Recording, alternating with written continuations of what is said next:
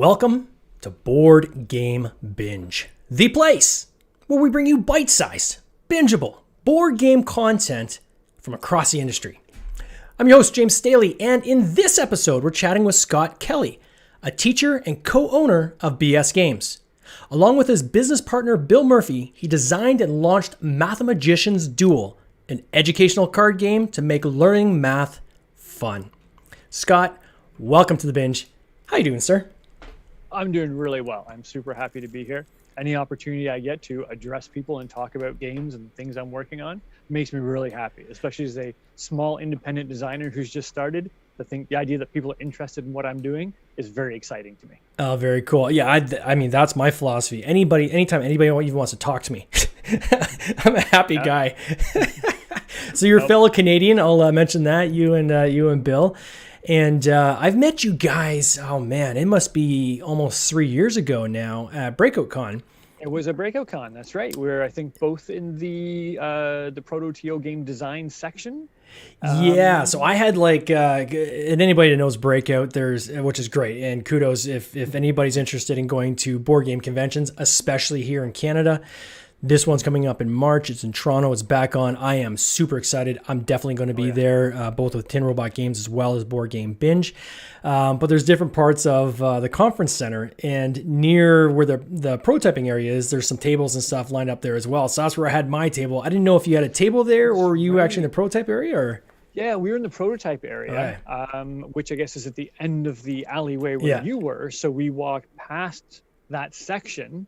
And of course, you had tanks but no thanks, or thanks but no tanks. Sometimes I get tanks but no thanks. Yeah, I got it. Tanks but no thanks. And if it's got tanks in it, I'm gonna stop and have a look because I'm interested. Yeah. So I remember Bill and I just stopped by and we had a game and tried it out, and that's the first time we met and chatted with each other. Yeah, that's awesome. And then we got a chance to connect again at Protospiel this 2 weekends ago too, which was really cool. So It's great to catch up with you guys again. I thought I would introduce the audience to you, and you can talk on behalf of maybe yourself. And I know Bill has had other commitments tonight, couldn't make it, but I really want to get into the history of you guys because it's a really interesting story, right? On how you kind of got to where you are today in this whole thing. Where did it all begin? Like, how long have you been gaming, and where did this all start? This could be a really long story, so I'm just going to try to hit the most important bits, right? It started. I remember playing board games for as long as I can remember. I go into board game cafes sometimes and see games on the shelves and these old games and thinking, I had that. I played that as a kid. Yeah. So I remember being interested in board games ever since I was really young. When I was about 9 years old, a friend of mine who lived on my street got into Dungeons and Dragons. He was a couple years older than I was, and I started playing D&D, AD&D. And that was like a whole new world of like what a game could be. So I did that for a while with him, just kind of making our own way through it. At the same time, still playing a lot of board games. Definitely opened my eyes to the science fiction fantasy side of things. Yeah. So I was always on the lookout for those. And then when I got into high school, immediately met up with a bunch of other people, got into a D&D group. And through the D&D group, again, we branched out into other similar games. We got into a lot of role playing. Yeah. But also that's when I started making games. We're always making our own scenarios for games that are already out.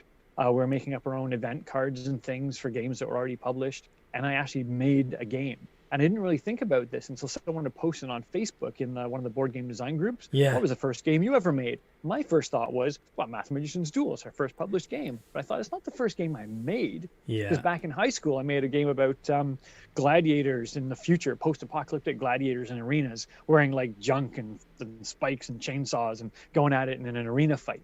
That was the first one I made, and actually played that, with my friends and at lunchtime at school and things like that. And whatever happened to that game? Did you guys shelve it, or I'm pretty sure as I'm looking over my computer here at my first edition AD&D books, where I kept all my gaming stuff, I'm sure that I've got a Duotang over there that has the rules printed on a dot matrix printer in it. I'm pretty sure I still have it. So I'm thinking maybe I'll drag that out and see, with my new knowledge, I know the experience I've had since then with the gaming and game design and the industry, if it's any good or not. So I might look at it now and go, oh my gosh, there's so many things no way I would do now. But, we had fun with it. It was a fun experience. Yeah, it's kind of interesting, eh? Like when you look at these games that we've made like back before we really even got into what I call the modern hobby of board gaming. Tanks but no thanks would be a perfect example of that. That's something I created, almost 25 years ago. And at the time there was that game and another game I created. That one ended up aging okay, and with some minor tweaks, it actually works really well in the modern hobby. The other game, not so much, right? So it's one of those things where you got to kind of gauge it and look at it through a new lens and say, okay, can I retool this in a way that it's more modern now and fits kind of the the way games are played today, or is it kind of just a great memory and something that I can kind of put out there on my shelf as something that got me started down the journey of then eventually creating something that was much greater and much better. So that's kind of cool to hear. Where did you and Bill meet? Like, how did you guys connect? Bill and I met working for Games Workshop. While I was at high school with this D&D group, I discovered Warhammer 40,000. Miniature games. Nice. There's no actual board, just cool scenery, and you move these little guys around. They shoot each other, and you roll dice. That's totally cool. So I got into that. And after a while, I ended up getting a job at the company that makes it. Games Workshop make Warhammer and Warhammer 40,000. So he was already working there. He was one of the first employees actually in Canada. Wow. They had the one store on Queen Street because it's a British company. They had a head office in the United States, and the US was then supplying some stores in Canada. They're opening up some Canadian stores. This is back in the mid to early 90s. Wow. Mid 90s. And then they opened a head office in Canada because they wanted to be able to supply and expand new stores in Canada. So Bill helped set up the head office there back when there was only 5 or 6 employees at the head office. And by the time I got there, I always get the year wrong. It's 96 or 97. I can't remember which one, but I should know because it was the year my son was born. So it was 97. I ended up, no, it wasn't. It was a year after because they had the grand tournament. And I went to the first grand tournament when my son was a few months old. And then the very following year, right before, 2 weeks before the second grand tournament, is when I got hired. Wow. So I applied for the job and I got hired there.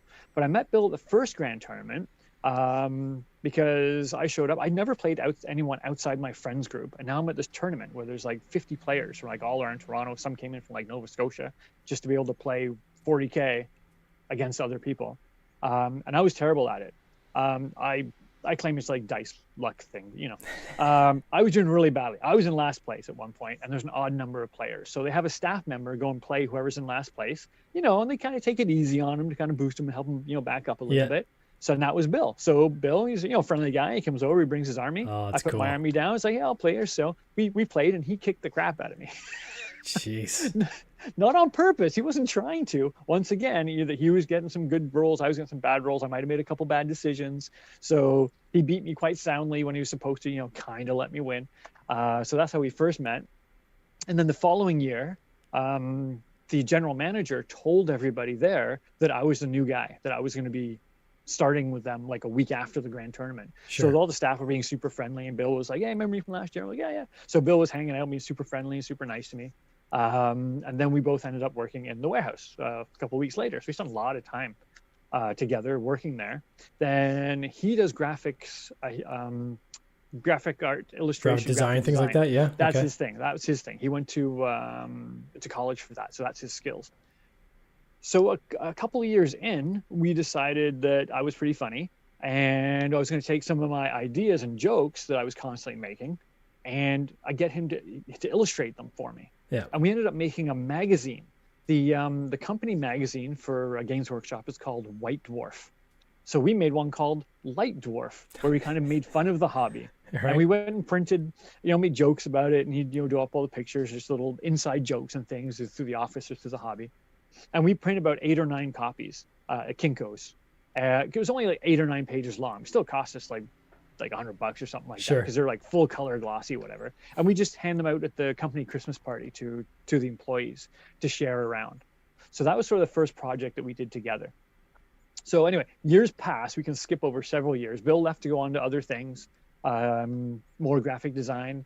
I eventually left and went back to school just to get a better education. And from there ended up in doing teaching after that. So as part of my teacher education, I was given a project to design a tool for helping students learn something. So I came up with, well, essentially is an abacus, but it's kind of like very game-like. The kids would roll 2 10-sided dice to come up with a 2-digit number. Then you'd roll another one, and they'd put counters to represent that number. And then they'd move the counters together to show how the addition works. Ah, cool. So, oh no, I've got too many. I got like 17 in the ones column. I guess I trade 10 for one red counter, which is worth 10. And now I got 10 and 7, and really just show how the base 10 system and the digits work when you're doing all that regrouping and borrowing and carrying. Yeah. And you can do subtraction on it. I did fairly well with it, but I did it on Word. So Microsoft Word. So it's like a late 11 by 17 piece of paper, and it's like, oh, it looked awful, but it kind of got the point across. But I got really good feedback on it, and I thought this could be a thing that people could actually use. Yeah. Like in classes and things like that. Maybe we could sell this. So I went to Bill and said, can you make this look good? And he did. We discussed it. We talked about it. He came up with ideas. We ended up calling it the subtract and adder because you subtract and add. And the logo he drew was a snake because an adder is a type of snake, and it's very clever. So we were working on that. We're getting this all set up. We're thinking we can sell it to educational stores and things. And we got to make a company around it. So we came up with BSGames. The BS, by the way, stands for Bill and Scott. Okay, Sometimes not Bull, whatever, yeah? Yeah. Sometimes people ask, if you're looking like, what? I got it. It's like, what? Come again? Orange and purple. But it helps you remember it, right? I figured, it's be a good marketing thing. People remember it. Oh, yeah. But then we shelved it because I came up with another idea, which did even better. So how long ago was this, though, before we move on? Yeah. So the subtract and adder, when did you make that? I'm trying to understand, like, in this history, when did that happen? So was that like 2-3 years ago? Was that 10 years ago? Yeah, I'm not really good with dates, unfortunately. Let me see. It was the second year of my teaching program. I've been teaching for 9 years. Okay, so about 10 years ago then. Wow. About 10 years ago. And then you and Bill have been buds ever since, I guess. You both left workshop? There was a time where, because he went off and did his own thing, I did my own thing. We didn't see each other for a bit. Once in a while I sent an email or something like that. He actually ended up moving his house and moved away closer to me. Oh, wow. And we're like, hey, we can hang out all the time. And then we didn't. It's kind of ironic that we had the opportunity. It's like, you're closer now. It's not as far for me to come and visit you and we can hang out. And then life just didn't allow that to happen. And I actually think I went and saw him, visited him more once I moved out of that area. And it was actually further for me to get there. But it's his place we go to when we're working on stuff because he's got the setup, right? He's got the big, the Wacom tablet, and he does all the design and art. Yeah. So right there is where we do our work. But yeah, that was about 10 years ago. I think that we started that. And, it takes a year or so to get things sorted out and get these ideas. And there was a pause in there even after the adder. Yeah. There was a big pause where I was super busy with something. He was doing something else. And eventually he called me up and said, either we can do something about it or are we not going to do something about it? And I said, you know what? No, let's go for it. Let's stick with this. I'll put more in, kind of stop ignoring you and this project, and we're going to do it. And that must have been around 2017 when we really sat down and went, okay, we're going to do something with this, because I know that because we registered the company name in 2018. So that's when we were like super serious. But at that point I had already come up with the idea for our next game, the Math Magician's Duel. That's the one that we actually went with and published. Yeah. And then, so why decide to go with this one versus the subtract and adder? Feedback. I got the idea. I made prototypes just on cards. I got this idea almost fully formed while standing in the shower where I get all my great ideas. Sometimes I've forgotten my ideas by the time I've toweled myself off. But this one stuck with me all the way out. And I ran downstairs, grabbed a bunch of index cards, just hand wrote out a bunch of cards. I'm going to play this right now. And I got my son to come in and help me and say, here's the idea. Can you see any reason why this wouldn't work? Because he's very mathematically minded. Yeah. We've had other games where I've said, hey, how about this game? And he goes, well, if you do this, you'll win every time. And here's why. And I was like, okay, so much for that game, because he's really analytical. Yeah. And he said, no, this seems okay to me. I think he's got something. This should work. So how's it work? Like I'm sharing the screen here so people can see it that are either watching live or if they come back and watch on the replay.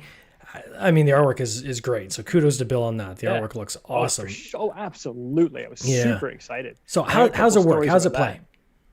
Well, the idea was quick little bit of background on the why before I get into the how was I'm doing supply work. I'm doing substitute teacher stuff in some classes, and I'm seeing students reach for their calculator when they're doing math, and they're reaching for their calculator when they're adding single digit numbers. I'm like, why are you going for that? This is middle school. I'm in middle schools, right? We're not talking like grade 1, 2, 3. For the more difficult things, for sure, right? If the whole point of the question is something else, you just got to get the math done, that's fine. But you're just adding numbers. Why are you reaching for your calculator? Yeah. Yet kids playing, I've seen them play Yu-Gi-Oh! And Pokemon, and they know every character. They know what every character does. They know all their point values and life amounts for all these characters. So I'm thinking, can I harness that and do something that's similar so they'll be familiar with the process or the idea of the game, yet explicitly practice those mental math skills? So that's what I came up with. So the idea is you're dueling wizards and you're trying to cast spells on each other using the most powerful magic in the universe, which usually when I'm running a demo, at which point I say, which is, and someone will say, is it love? I was like, no, it's not love, it's math. Isn't like a love game, it's a math game.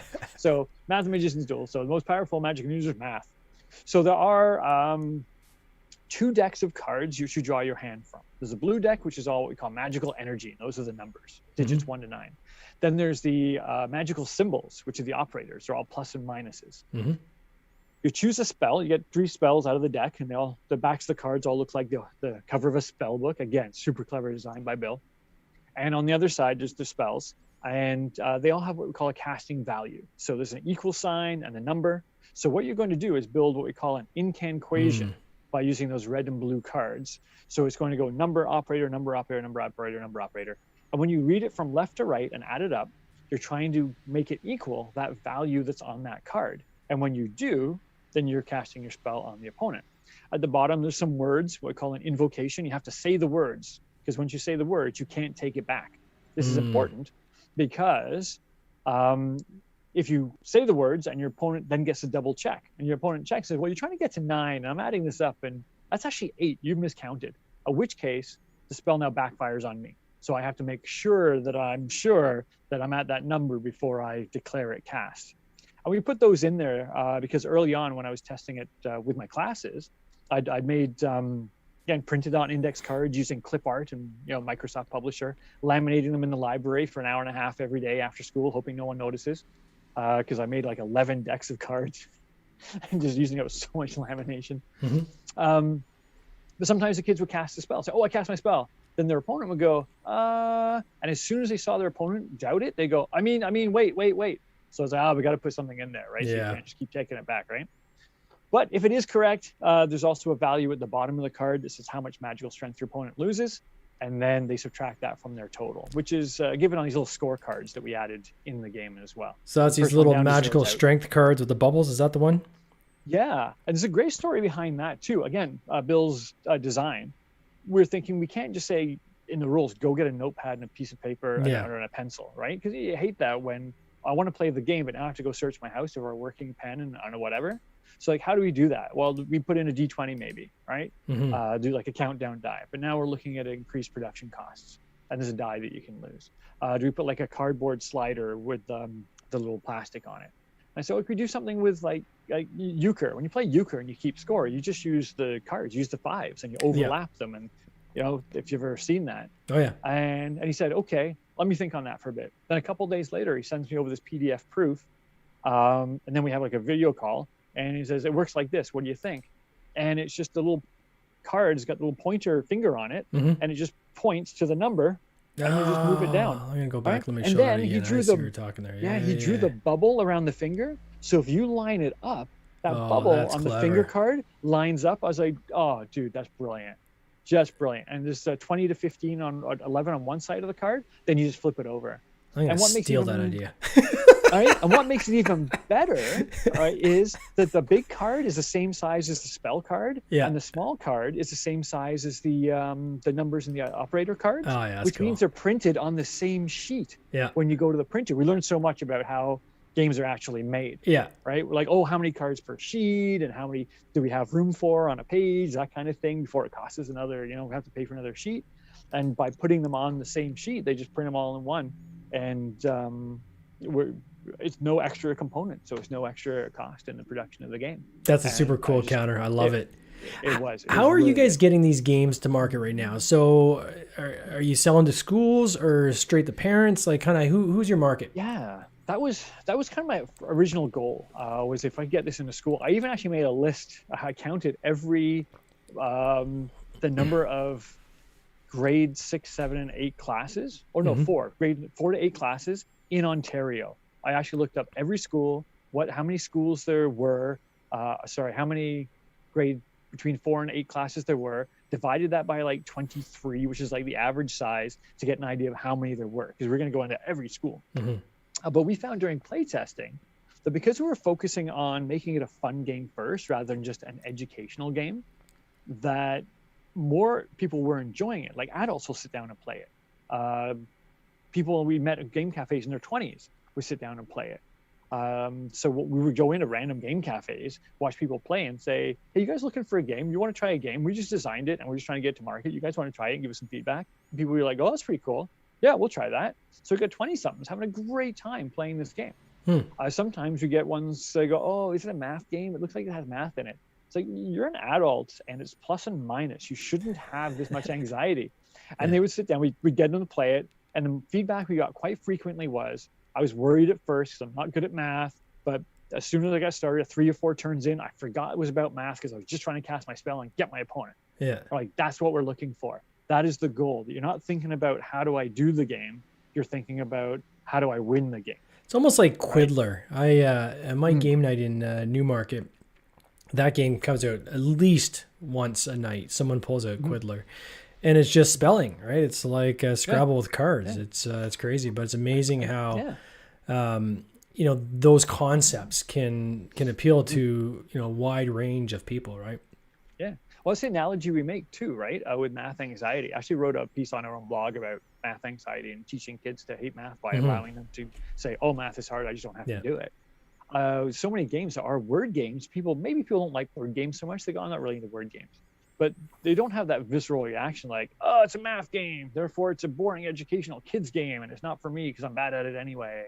So we're trying to get around that stigma and make something that was fun first. It's got strategy, it's got choices, and then it just happens to use this math practice to make it work.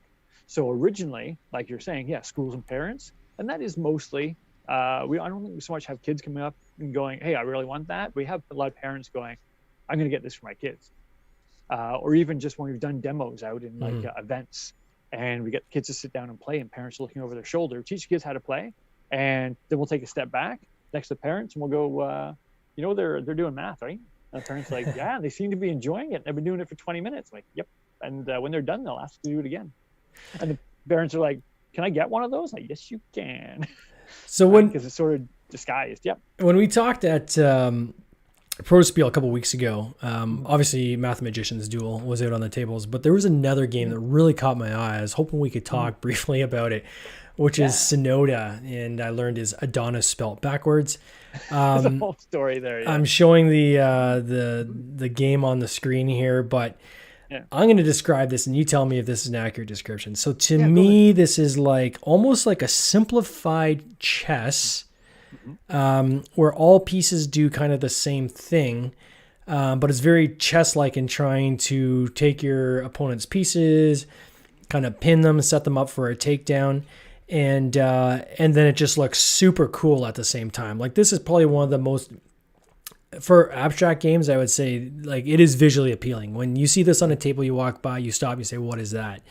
And I had the privilege of being able to play the one with even the metallic four-sided dice, which were just awesome. So is that a fair description, or how would you describe this game? Absolutely. We describe it similarly ourselves. It's more complex than checkers, more strategy than checkers, but easier to learn than chess. Yeah. So it's somewhere in between. And let me echo that, because I had, you guys taught me how to play. I think Bill taught me how to play it. I played one game. Later on, you guys were off doing something else. I grabbed my brother Adam. I said, "You got to check this game out." I brought him over to the table. I taught Adam how to play. So I'd only played once before myself, and then I taught Adam how to play, and we played a game, and he had a lot of fun with it as well. So I can kind of echo that sentiment. That it's definitely easy to learn. Oh, it is so simple. People we have talked to played, again, game cafes, right? We'll break it out anytime. We'll get someone to play it with us. And a lot of feedback we get is, why isn't this already a game? But, well, because we've already self-published one, and it's a lot of work because there's only 2 of us. Yeah. So we're trying to get a publisher to pick this one up for us and run with it, because I know this ties into your previous question. Mass Magician's Duel, self-published. We got our first print run, 1,000 copies showed up January 2020. January 2020 is going to be our year. We're going to go to all the events, and we're going to super promote, and you know how that worked out. Yeah. But even still, self-distribution, we got ourselves into 40 stores in Southern Ontario. Oh, that's awesome. Walking in and saying, right? And once that's set, yes, then we started putting more. What else can we do, right? What other games we got? And Sonoda has been one that has been really popular. A lot of people looking at it, but we just don't feel that we have the time, effort, and energy to self-publish that one. So we're kind of putting feelers out there, seeing if we can get a bigger publisher to look at it. But a lot of bigger publishers aren't big on the abstract strategy. Yeah, it's a tough. Can't get to the conventions. It's tough, they're not right? Going on right now. Yeah. Like, and we ran into this on. There's a couple other abstract games we talked to on this podcast, and it's not that abstract games aren't great, because they are. They are awesome. I think it's, for me, probably the Kickstarter. It's a tough kind of slug for Kickstarter, right? To do an abstract game. You know, you want things that are very thematic. And but a game like this, artwork, tons of components. Yeah. But a game like this, I mean, this is something I would have on my coffee table. I mean, it just looks cool, right? And I actually had thought you guys had already hit the market. And I said this to Bill when I saw him at the show. I said, I thought this is already out there, because I'm seeing pictures of this everywhere on Instagram, right? Yeah. And it's probably you guys maybe posting the pictures, but every time we play it, yeah, it's cool. So. It'd be neat to see at least like a Game Crafter version of this game, or something along that lines, where people can buy it, right? And they're buying one at a time. And to get more people playing this, because I do believe the more people that play this, the more people are going to want to play it. This is the kind of game that, for instance, my dad, who's really into chess, he taught me chess when I was 6. And, this is right up his alley. This is the kind of thing that he would absolutely love to play, right? So I hope you guys can get this thing out there. And then you've got some other games on your website as well. Do you want to talk about them briefly as well? Like, you guys got a lot of irons in the fire, right? We have a lot that we're just figuring, what are we going to do next with it? Say What Now is our party word game where you roll dice to create, tell you which deck of cards to draw from, and you get random words, and you have to use those to make a phrase. Okay. And only those. So it comes out kind of nonsensical, but then everyone has situations that they then apply to that phrase. Here's my phrase. It doesn't make much sense. Everyone has in their hand a bunch of cards where maybe they've heard that before. Oh, isn't that the title of that F. Scott Fitzgerald novel that no one ever talked about? Or isn't that that's the first line in my Tinder profile, right? And everyone puts that in. So it's got that impress the judge mechanic, like apples to apples and such, right? But because you're rolling randomly to determine which deck to draw from, there's a deck of nouns and verbs, one's adjectives and one's small words like pronouns, conjunctions, adverbs. Yeah. You don't have to know what each one is in order to play the game. Might help a bit. But the chance you're rolling, first of all, the same combination and then getting the same cards, and then people get the same cards, would make something different with it. So it's like an infinite number of possible outcomes that you can have. Yeah. So that's one that we break out and we have a lot of fun with that. The add-ons look really cool. So you throw in the little Y and S and ES. Yeah, you can adjust the words and stuff. Exactly, and that's what makes it different. So that's the other big one right now that is pretty much complete, and we're just looking to put off onto someone else. And what else? The adders on there. From the Mist is a big one Bill's working on. It's very complex, well, compared to our other games. Sure. It's somewhere between a combat battle game and a board game, somewhere in between. So instead of using miniatures, they're flat discs that have all the stats of each unit on them. Instead of rolling dice, you flip tokens. It's either like a check with a little dude with a thumbs up, or it's an X and a guy doing this. And it depends on the number of checks versus X's that you flip to determine whether you're successful in an attack or defending yourself. Oh, that's super cool. He's got this big background that he's writing for it as well. So those are big ones.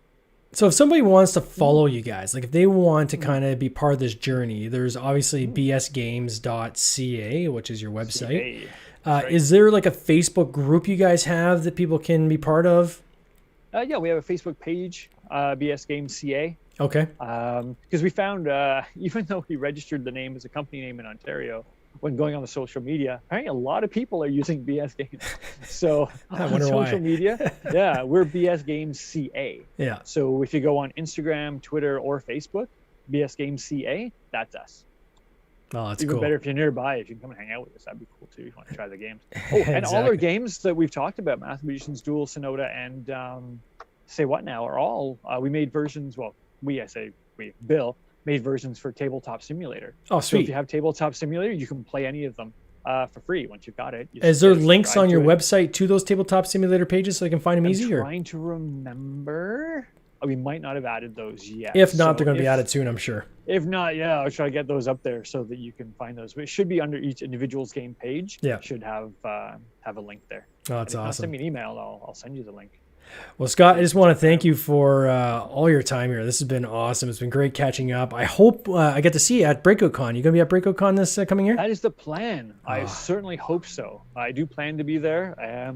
We will be in the prototype area, and what we'll be doing there, sort of the same thing we were doing at Pro Spiel North, is Mathematicians Duel Level 2 is what cool. we're working on next. Yeah, so Level 1 is the one that's out, plus and minus. Level 2 will incorporate multiplication and division, which adds an extra challenge to the design as well. So there'll be a couple other slight tweaks in the how the game works to accommodate for that. But essentially, it'll be the same game, except with multiplication division for your higher level math operations. Oh, that's awesome. Well, I can't wait to play it. Mm-hmm. Sir, I thank you so much for your time. All the best this coming year, eh? Yep. You take care. You as well. Thanks for having me on. Cheers. Ciao.